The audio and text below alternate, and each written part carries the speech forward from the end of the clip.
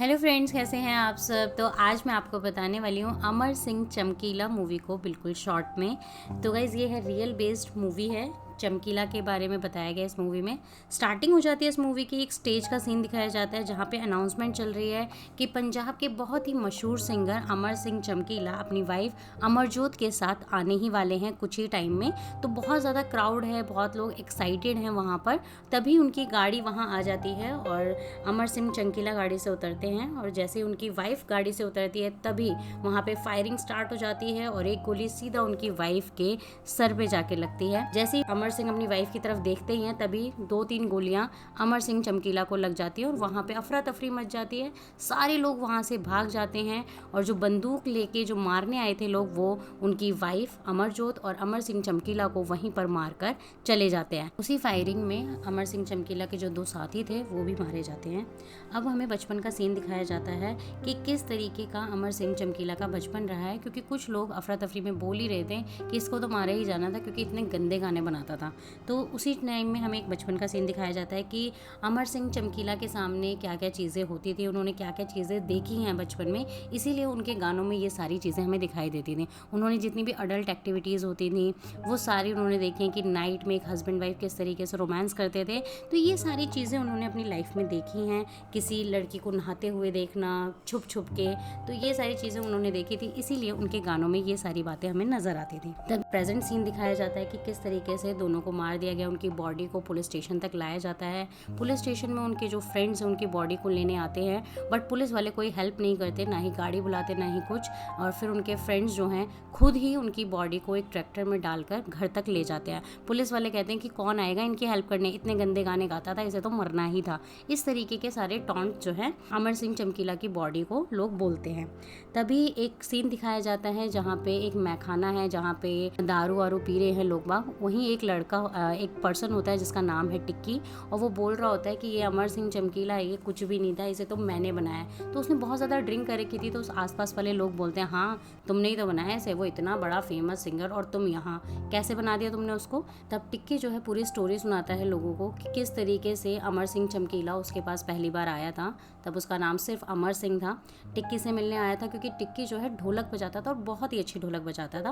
और अमर उसके पास आता है कि मुझे ना जतेंद्र जिंदा जी से मिलवा दीजिए, आपकी बड़ी मेहरबानी होगी। मैं तो जुराबों की फैक्ट्री में काम करता हूँ, लेकिन मेरे दिमाग में हर टाइम संगीत ही घूमता रहता है, तो बस एक बार मुझे जतेंद्र जिंदा जी से मिलवा दीजिए, आपको मैं हमेशा याद रखूँगा। जतेंद्र जिंदा उस टाइम का एक बहुत ही बड़ा मशहूर पंजाबी सिंगर होता है। तो उसकी बातों से टिक्की इतना ज़्यादा इंप्रेस हो जाता है कि वो जतेंद्र जिंदा से उसको मिलवा देता है। अमर सिंह जो है अपने गाने खुद लिखता था, खुद ही गाता था, उसके जो लिरिक्स हैं, जो उसका म्यूज़िक है, वो सारा खुद ही उसका होता था। तो जतेंद्र जिंदा जब उसका गाना सुनता है तो वो बहुत ही ज़्यादा उससे इम्प्रेस्ड हो जाता है। वो कहता है अरे ये क्या ही लिखता है बंदा, बहुत ही अच्छा है। तो वो उसके अंडर फिर जॉब करने लगता है, यानी कि अमर सिंह एक नौकर की तरह जतेंद्र जिंदा के पीछे लग जाता है। दोनों साथ में बहुत सारे काम करते हैं। अमर सिंह जतेंद्र के लिए गाने लिखता है और वही गाने जिंदा जो है अपनी स्टेज परफॉर्मेंसेस पर गाता था और बहुत ही ज़्यादा फेमस होता जा रहा था। धीरे धीरे लोग जो उसको पसंद करते थे वो और ज़्यादा पसंद करने लगते हैं। अब एक दिन 1978 में चंडीगढ़ में शो होता है। उस शो में जतेंद्र जिंदा पहुंच नहीं पाता, बहुत ज़्यादा देर हो जाती है और जो वहाँ की ऑडियंस है वो बहुत ज़्यादा एग्रेसिव हो जाती है, बार बार बोलती है अरे लाओ जिंदा को लाओ, अभी तक नहीं आया। तो जो वहाँ का स्टेज का एंकर होता है वो बहुत ज़्यादा परेशान हो जाता है कि क्या करे, क्योंकि जिंदा है नहीं और पब्लिक जो एग्रेसिव हो रही है वो कुछ भी कर सकती है। तब जो टिक्की है वो कहता है कि यही गाने लिखता है जिंदा के, तो यही गा लेगा, आप इसे स्टेज पे पहुंचा दीजिए। तो उस टाइम तो अमर सिंह थोड़ा सा डरा हुआ हो जाता है कि कैसे गाएगा इतनी बड़ी स्टेज पे गाना, बट जब उसको इतना अच्छा ऑफर मिलता है वो सीधा स्टेज पे पहुंच जाता है। वहाँ का एंकर उससे नाम पूछता है कि तेरा क्या नाम है, क्योंकि सिंगर्स के एक अलग अलग नाम भी होते हैं। तो वो कहता है मेरा नाम तो अमर सिंह ही है। कह रहे ये नाम नहीं, पूरा बता। तो वो पूछता है तेरे गाँव का नाम क्या है, तो वो बताता है मेरे गाँव का नाम संडीला है। बट एंकर गलती से उसको प्रोनाउंस कर देता है चमकीला, और तभी से वो चमकीला के नाम से फेमस हो जाता है। तो वो जैसे ही वहाँ पे स्टेज पे गाता है तो पहले तो लोग थोड़ा गुस्सा करते हैं कि भाई हमें तो जिंदा को सुनना है, ये कौन आ गया है। लेकिन जैसे ही वो गाना स्टार्ट करता है लोग उसके गाने को बहुत ज़्यादा पसंद करने लगते हैं। और जब थोड़ी देर बाद जिंदा वहाँ पहुँचता है तो लोग कहते हैं हमें नहीं सुनना जिंदा, हमें सिर्फ चमकीला ही सुनना है। तो वहाँ पे जिंदा को थोड़ा सा बुरा लगता है और उसके बाद से जिंदा जितने भी शोज़ करता था उसमें अमर सिंह को गाने का मौका बिल्कुल नहीं देता। प्रेजेंट सिचुएशन दिखाते हैं कि जिंदा और उसके दोस्त एक जगह बैठे होते हैं और सोचते हैं कि क्या हमें अमर सिंह चमकीला की बॉडी के पास जाना चाहिए, उसके घर जाना चाहिए या नहीं, क्योंकि अगर हम नहीं गए तो लोग शक करेंगे कि कहीं हमने ही उसे नहीं मरवा दिया, क्योंकि ऐसा कुछ हुआ था आगे जिसकी वजह से ये लोग दुश्मन बन गए थे। तो वो मैं आपको स्टोरी में बता ही रही हूँ आगे। तो प्रेजेंट सिचुएशन में ये सब दिखाया जाता है। तभी दोबारा से पहले की स्टोरी पे हम आ जाते हैं। अब जिंदा जो है अचानक से कनाडा निकल जाता है अपनी पूरी टीम को छोड़ के। उसकी टीम में टिक्की भी था, अमर सिंह चमकीला भी था और एक लेडी सिंगर सोनिया भी थी। तो इन सबको छोड़कर, धोखा देकर वो सीधा कनाडा निकल जाता है। अब जो प्रोड्यूसर होता है वो बहुत ज़्यादा परेशान होता है कि क्या करें, लेकिन प्रोड्यूसर कहता है कोई बात नहीं, तू चमकीला तू गई हो, उसकी जगह पर वैसे भी तो बहुत ही बेस्ट गा रहा था, लोगों ने तुझे बहुत ही ज़्यादा पसंद किया था।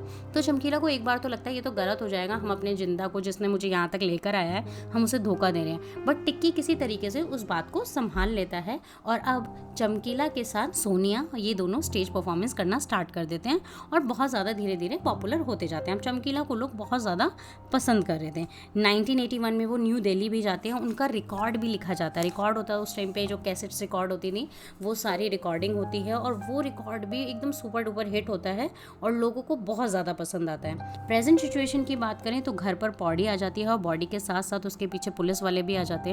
अब यहाँ पर जो चमकीला का एक और दोस्त होता है उसी के ग्रुप में, वो पुलिस वालों को उसकी स्टोरी सुनाता है कि लड़ाई कहाँ से शुरू हुई थी। लड़ाई शुरू हुई थी जब उनका सोनिया से झगड़ा हो गया था। अब सोनिया से झगड़ा कैसे हुआ था, अगर हम पुरानी स्टोरी पर जाएं तो अब चमकीला और सोनिया बहुत पॉपुलर हो गए थे, दोनों स्टेज परफॉर्मेंसेस कर रहे थे, बट जो प्रोड्यूसर था सोनिया का वो उन्हें ज़्यादा अमाउंट नहीं दे रहा था अमर सिंह को। तो टिक्की कहता है कि आज हम साफ साफ बात करेंगे कि भाई तू ही गाने लिखता है, तू ही ज़्यादा गाता है, तू इतना फेमस है, फिर भी वो तुझे ज़्यादा अमाउंट नहीं दे रहा, सिर्फ नॉर्मल वेजेस देता है। तो पहले तो अमर सिंह कहता है कि कोई बात नहीं, हम नहीं करते, बट टिक्की कहता है नहीं, आज तो हम बात करेंगे। टिक्की ही सारी बात करता है। तो प्रोड्यूसर जो है चमकीला की तरफ कहता है कि तू नहीं बोल सकता सीधा सीधा, और तू है ही कौन, तेरी औकात ही क्या है।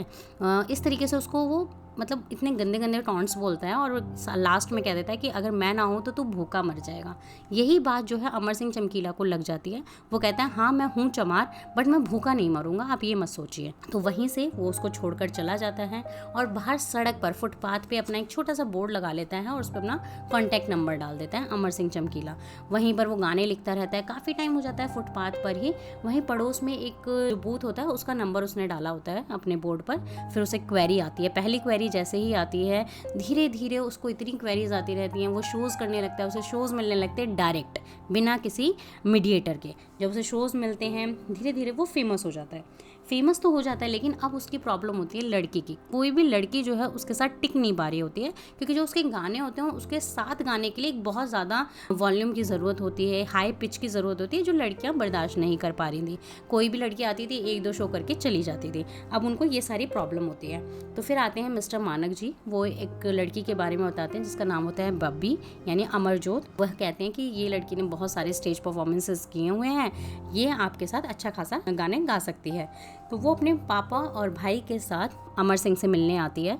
उस टाइम पे वो बहुत शाय होती है, उसकी निगाहें नीचे होती हैं और एक वर्ड भी नहीं बोल रही होती है। तो अमर सिंह को लगता है कि क्या ही गाएगी, बट हाँ उसको देखकर अमर सिंह को लगता है कोई बात नहीं, हम एडजस्ट कर लेंगे। अमर सिंह जो है अमरजोत के फादर को अपने कॉन्ट्रैक्ट दिखाता है कि ये मेरे कॉन्ट्रैक्ट बिल्कुल साइन है, एडवांस आ चुका है और यहाँ पे मुझे 1 महीने के लिए चाहिए, 1 महीने की मेरी पूरी बुकिंग है, तो 1 महीने के लिए मुझे चाहिए। तो वो कहता है ठीक है, बट तू अनमैरिड है इसलिए हम ज़्यादा दिन अपनी बेटी को तेरे साथ काम नहीं कराएंगे। तो ये सारी चीज़ें क्लियर हो जाती हैं। अब धीरे धीरे दोनों के रिकॉर्ड्स आने लगते हैं, दोनों प्रैक्टिस करते हैं एक ही घर में, बहुत ही अच्छी प्रैक्टिस करते हैं एंड देन धीरे धीरे दोनों फेमस हो जाते हैं। अमरजोत की आवाज़ भी लोगों को पसंद आने लगती है और दोनों की जोड़ी जो है हिट हो जाती है। 1 महीने की जगह वो ये दोनों 3 महीने तक काम करते हैं। 3 महीने तक इतने अच्छे काम करते हैं, उनके रिकॉर्ड्स भी वायरल हो जाते हैं, रिकॉर्डिंग हो जाती है, कैसेट्स बहुत ज़्यादा वायरल हो रहे होते हैं, बहुत ज़्यादा सोल्ड हो रहे होते हैं और धीरे धीरे दोनों क्लोज भी आ जाते हैं। दोनों इतना क्लोज आ जाते हैं कि जो अमरजोत है वो शादी करने का सोचती है।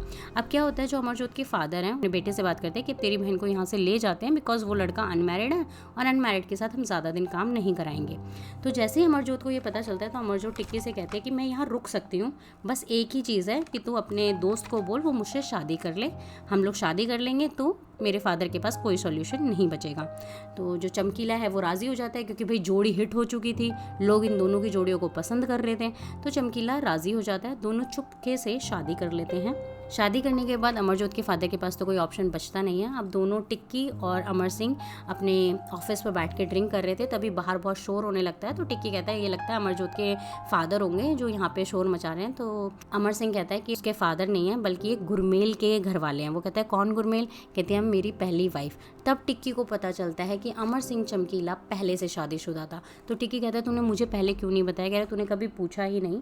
अब क्या होता है, पंचायत रखी जाती है। पंचायत में पंच जो है क्वेश्चन करते हैं अमर सिंह से कि तुमने दूसरी शादी क्यों की जब तुम्हारी पहली बीवी थी।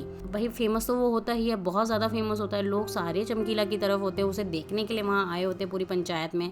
तब अमर सिंह रखता है कि मैं अपनी पहली बीवी को 5,000 रुपये महीना दूंगा और साथ में एक गाय भी दूंगा, और अब मैंने जिससे फेरे ले लिए हैं उससे फेरे मेरे वापस तो हो नहीं सकते, तो अमरजोत भी मेरी वाइफ रहेगी और जो मेरी पहली वाली बीवी है मैं उसको 5,000 रुपये महीना दूंगा।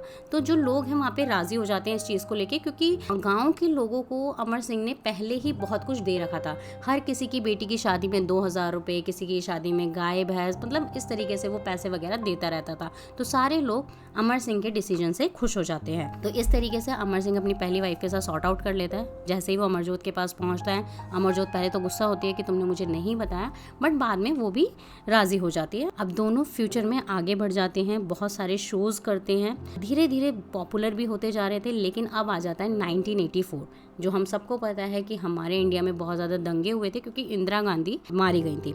तो उन दिनों में हर सरदार को मारा जा रहा था, पंजाब में बहुत ज़्यादा दंगे हो रहे थे। तो दंगों के टाइम में सबका काम बंद हो गया था। तो अमर सिंह को भी लगा भी उसका भी काम बंद हो जाएगा, बट ऐसा नहीं था। उसके साथ बिल्कुल उल्टा होता है। उसके साथ क्या होता है, उसको कोई अहमद सर मिल जाते हैं जो बोलते हैं कि इस टाइम बहुत ही रोश का माहौल है, कोई भी सैड सॉन्ग सुनना तो नहीं चाहेगा, तुम्हारे गाने इतने एंटरटेनिंग होते हैं तो क्यों ना तुम लोगों को एंटरटेन करो, तुम अपने गाने गाते रहो। तो वो जो अहमद सर हैं वो काफ़ी डिफरेंट जगह पर शोज़ कराते थे और अमर सिंह को वहाँ भेजते थे। अमर सिंह वहाँ गाते थे और लोगों को, जो इतने ज़्यादा गम में लोग थे, इधर उधर मर रहे थे, जो भी हो रहा था, तो ये एक एंटरटेनमेंट का सोर्स बन जाता है। तो 1984 के दंगों के दौरान अमर सिंह और ज़्यादा फेमस हो जाता है। तो जब इतना ज़्यादा फेमस हो जाता है तो जिंदा जो था, जिंदा और उसके जो फ्रेंड्स थे, वो ये सब चीज़ें झेल नहीं पा रहे थे। वो कहते थे ये सही है भाई, गाने तो हम भी ऐसे गाते हैं लेकिन हम पॉपुलर नहीं हो रहे, वो हो रहा है, तो कुछ ना कुछ करना चाहिए। तो वो लोग क्या करते हैं, अफवाहें फैलाना शुरू कर देते हैं कि भाई ये देखना कितने अश्लील गाने गा रहा है, एक तरफ लोग मर रहे हैं, दूसरी तरफ इसने इतने गंदे गंदे गाने गा रहा है, हमारे तो धर्म में ये सब होता ही नहीं है। तो इस तरीके से कुछ कुछ धीरे धीरे वो लोग पॉइंट्स मीडिया में और लोगों के बीच में छोड़ देते हैं। इसी बीच में इंटरव्यू किया जाता है अमर सिंह का। अमर सिंह का जब इंटरव्यू होता है, एक लड़की आती है जिसने जीन्स टॉप पहना होता है। तो पहले तो अमर सिंह उसको देखता ही नहीं है। लड़की पूछती है आप मुझे क्यों नहीं देख रहे? कह रहे आपने पैंट पहनी हुई है इसलिए मैं आपको नहीं देख रहा। तो लड़की बहुत ज़्यादा गुस्सा हो जाती है, कहती है अच्छा मुझे पैंट में नहीं देख रहे, बट आपने इतने अश्लील जो गाने गा रखे हैं उसमें आपको कोई शर्म नहीं आती, आप इतने गलत गाने गाते हैं। तब अमर सिंह कहता है जी मैंने यही देखा है बचपन में, जो देखा है, जो लोगों को पसंद आया वही मैंने गाया है। कह रहे अच्छा जी, तो जो आपने देखा इसका मतलब आपका सही है। मतलब वो रिपोर्टर थोड़ी सी एग्रेसिव हो जाती है और वो इसी तरीके से गलत सलत अखबार में छाप देती है, औरतों के खिलाफ ऐसी चीज़ें लिखता है और अश्लील गाने गाता है, माहौल को ख़राब कर रहा है। तो ये चीज़ें धीरे धीरे सारी जगह पर फैल जाती हैं। अब जब फैल जाती हैं, दूसरी तरफ अमरजोत जो है प्रेग्नेंट होती है। वो अमर सिंह अपनी वाइफ को मायके छोड़ देता है कि थोड़े दिन तुम वहीं रहना। तो मायके में अमरजोत को भी बहुत सारी चीज़ें सुनने को मिलती है कि तू अपने हस्बैंड के साथ इतने गंदे क्यों गाने गाती है, लोग क्या सोचेंगे। उसकी बहनें भी बोलती हैं कि भाई तू अब आगे से मत गई हो। इस तरीके से सारे में फैल जाता है। अब थोड़े दिनों बाद जब उसको शो मिलता है अमर सिंह को, वो अपनी वाइफ के पास जाता है कि शो है, चल चल फटाफट चल, हमें गाना होगा। तो पहले उसकी बहनें रोकती नहीं, मेरी बहन कहीं नहीं जाएगी इतने गंदे गाने गाने, बट वो अपनी वाइफ को समझाता है कि ये हमारा टाइम है, हमें लोग पसंद कर रहे हैं, हमारे रिकॉर्ड्स इतने फेमस हो रहे हैं, रिकॉर्ड्स ब्रेक हो रहे हैं, तो हमें तो गाना ही पड़ेगा। अमरजोत मान जाती है और किसी तरीके से वो अमर सिंह के साथ चली जाती है। तब जो अमरजोत की दादी होती है पीछे से, वो कहती है कि क्या ही गलत गा रहा है, हर आदमी के मन में यही सब होता है, बस वो गानों में बोल देता है और बाकी सबके दिमाग में होता है। तब उस दादी बोलती है कि भाई हम लोग भी तो शादियों में छुप छुप के इसी तरीके के गाने गाते हैं। तो अब एक ऐसा माहौल हो जाता है कि लोग सामने तो बुराई कर रहे हैं उसकी कि गंदे गाने हैं ये वो, बट छुपकर सभी उसके गाने सुन रहे हैं, चाहे वो यंग जनरेशन हो, चाहे वो ओल्ड जनरेशन हो या मिड जनरेशन हो, सारे ही लोग छुप छुप के उसके गाने सुन रहे थे। अब क्या होता है, इसी तरीके से माहौल चलता रहता है। तब एक दिन ऑफिस पर अमर सिंह के 2 धमकी आती हैं, 2 लेटर आते हैं किसी धमकी से कि अगर तुमने गंदे गाने गाना बंद नहीं किया तो तुम्हें जान से मार दिया जाएगा। तो पहले तो वो अमर सिंह को लगता है नकली होंगे, असली नहीं होंगे, बट जब ढंग से देखा जाता है उन लेटर्स को तो वो बिल्कुल रियल लग रहे थे। तभी वहाँ पे एक सीविया जी आते हैं।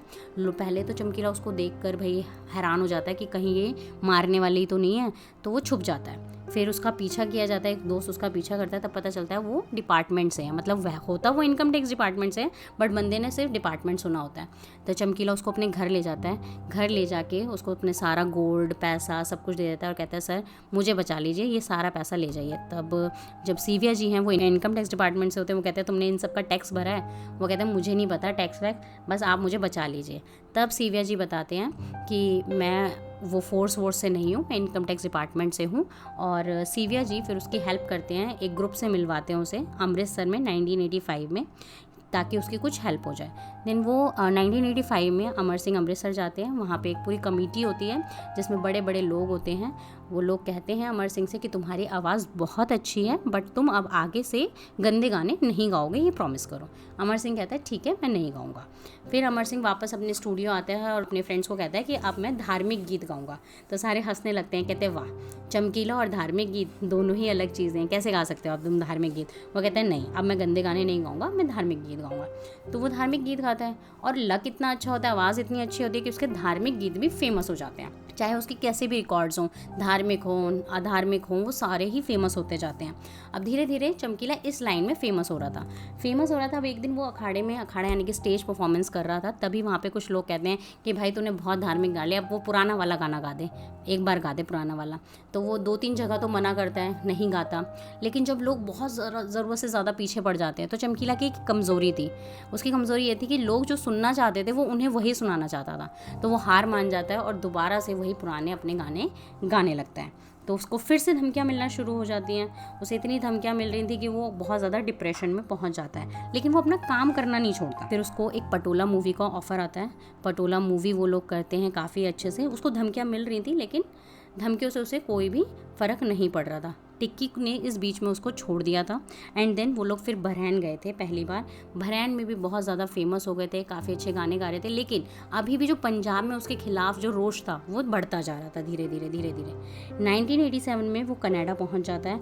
कनाडा में बहुत अच्छे शोज़ होते हैं उसके। एक जगह तो एक ऑडिटोरियम ऐसा होता है जहाँ पे अमिताभ बच्चन जी का शो होता है, उसी के अगले दिन अमर सिंह चमकीला का शो होता है। और काफ़ी ज़्यादा एक्स्ट्रा सीट्स वहाँ पर लगानी पड़ती हैं, 1000 के करीब जो है एक्स्ट्रा सीट्स लगानी होती है। मतलब लोग इतना ज़्यादा डिमांड कर रहे थे चमकीला को। कनाडा में भी उसको काफ़ी सारी धमकियाँ आ रही थी, काफ़ी सारे लोग मिलने आ रहे थे कि ये नहीं करना, तुम धर्म के खिलाफ नहीं करोगे। बट अब चमकीला को इन सब चीज़ों की आदत हो गई थी। वो मतलब कहते हैं आउट ऑफ स्टेट हो चुका था, उसको कोई इन चीज़ों से फ़र्क नहीं पड़ रहा था कि कोई कुछ भी बोले, उसका काम है गाना तो वो गाएगा। तो धीरे धीरे जो उसके ग्रुप के पुराने फ्रेंड्स थे, जैसे उसका एक ढक्कन फ्रेंड था, टिक्की था, ये सब धीरे धीरे हटते गए उसके साथ। अब लास्ट में वो कनाडा में होता है और पंजाब में उसके खिलाफ बहुत ज़्यादा अग्रेसन हो चुका होता है। तो सीविया जी का फ़ोन जाता है कि तुम कुछ दिन कनाडा में ही रहो, तुम्हें यहाँ आने की ज़रूरत नहीं है। बट जो अमर सिंह होता है वो नहीं मानता, कहता है ऐसे कैसे मैं ना आऊँ, मेरा काम है गाना तो मैं तो गाऊंगा और मैं वहाँ आऊँगा। वो नहीं सुनता उनकी और वो अपनी वाइफ को कहता है कि तुम अगर चाहती हो नहीं आना तो तुम मत आओ, और वैसे भी तुम प्रेग्नेंट हो, अभी बेबी है, तो तुम अपने बच्चे के साथ यहीं रहो, मैं चला जाता हूँ। लेकिन उसकी वाइफ कहती है नहीं, मैं साथ में ही जाऊँगी। फिर वो लोग पंजाब आ जाते हैं। पंजाब में दोबारा से वो शोज़ करने लगते हैं, धीरे धीरे शोज़ करने लगते हैं। और लास्ट में हमें वही सीन दिखाया जाता है। 8 मार्च 1988 वो लोग अपना शो करने आ ही रहे थे और तभी उनकी हत्या हो जाती है। जब दोनों की हत्या हो जाती है उसके बाद बहुत से लोग डिमांड करते हैं कि भाई इंसाफ दिलाया जाए। लेकिन पुलिस वाले कहते हैं 1984 में इतने सारे दंगे हुए, इतने सारे लोग मारे गए, क्या इंसाफ दिलाएं, किसने मारा था, उसका केस जो है चमकीला का बिल्कुल क्लोज कर देते हैं। बल्कि मीडिया को उल्टा और झाड़ देते हैं कि अब तुम उनके लिए इंसाफ मांग रहे हो और तुम ही लोगों ने तो फैलाया था कि वो गंदे गाने गाता है और इस तरीके के गाने गाता है। तो इस तरीके से उनके को इंसाफ नहीं मिलता है और यहीं पर इस मूवी का एंड हो जाता है। लास्ट में हम दिखाया जाता है कि कुछ दिनों बाद उनके फादर भी एक्सपायर हो जाते हैं। उनका जो एक बड़ा बेटा था वो उन्हीं के जैसे कपड़े पहन के सिंगिंग वाले परफॉर्मेंसेस करता है, और जो छोटा बेटा था वो ज़्यादा दिन सर्वाइव नहीं कर पाता, वो 15 दिन का ही छोड़ के गए थे, तो वो एक्सपायर हो जाता है। तो इस तरीके से इस मूवी का एंड हो जाता है। आई होप आपको स्टोरी अच्छी लगी हो। इसी तरीके से हमारे साथ बने रहें और अपना प्यार देते रहें। Thank you.